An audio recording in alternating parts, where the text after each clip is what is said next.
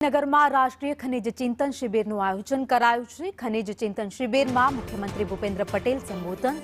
ખાણ ખનિજ દેશના વિકાસ માટે આધાર સ્તંભ છે। નવા ભારતના નિર્માણમાં માઇનિંગ સેક્ટર મહત્વનું છે। આત્મનિર્ભર ભારત માટે દરેક સેક્ટર તૈયાર થઈ રહ્યા છે। 2014 બાદ ભારતના માઇનિંગ સેક્ટરમાં પરિવર્તન આવ્યું। પ્રાકૃતિક સંપત્તિનો ઉપયોગ રાષ્ટ્રના હિતમાં થવો જોઈએ।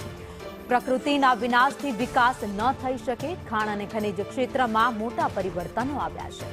ગુજરાત ઓક્શન દ્વારા ખનિજની હરાજી થાય છે। ખનિજ ચોરી સામે ઝીરો ટોલરન્સ નીતિ પણ અપનાવાઈ રહી છે।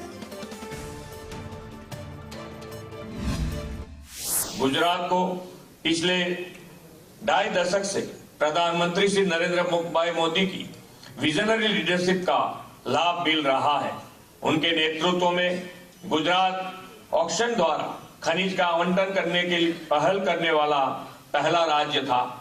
गुजरात लिग्नाइट, लाइमस्टोन, बॉक्साइट जैसे मुख्य खनिजों के लिए एक महत्वपूर्ण क्षेत्र है।